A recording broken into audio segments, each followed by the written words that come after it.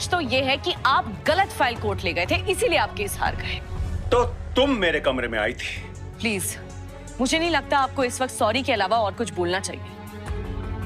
आपने इतनी अकड़ के साथ फॉर्म हड़पी थी, आपको डर था कि आपकी हार के बारे में सबको पता चल गया तो आप सबको कैसे फेस करेंगे, इसीलिए आपने सारा ब्लेम चाची साहब पर डाल दिया। आपने उनकी कंडीशन का फायदा उठाया। उसने मेरी फाइल पे कॉफी गिरा दी थी। पर क्या आप उस फाइल की वजह से मिस्टर मल्होत्रा का केस हारे? नहीं ना। फिर भी आपने अपनी हार का सारा भार चाची साहब पर डाल दिया।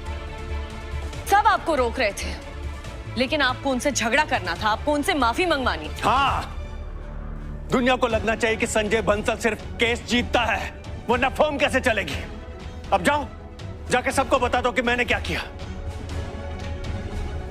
मुझे आपका भांडा फोड़ना होता तो तभी फोड़ देती जब आप चाची साहब के खिलाफ मोर्चा निकाल रहे थे। तुम्हें तब से सच पता था? इस शहर में एक अकेले आप वकील नहीं है फूफा साहब। जब आप केस हरवाने के लिए चाची साहब पे धावा बोल रहे थे, आपकी फाइल पर नाम, हियरिंग की डेट सब अलग था। मैंने तभी देख लिया था। तुम उसकी वकालत क्यों कर रही हो? उसे आने दो, खुद कहने दो।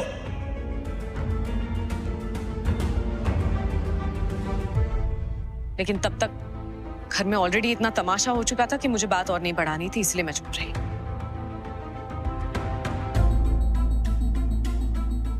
अब मैं क्या करूं अभीरा? तुम्हें थैंक यू बोलो, तुम्हारी आरती उतारो। दिखावे की आरती से कोई कभी प्रसन्न नहीं होता फूफा साहब। सारी गलती आपकी थी। आप चाची सा की कंडीशन के बारे में जानते थे, लेकिन फिर भी आपने उन पर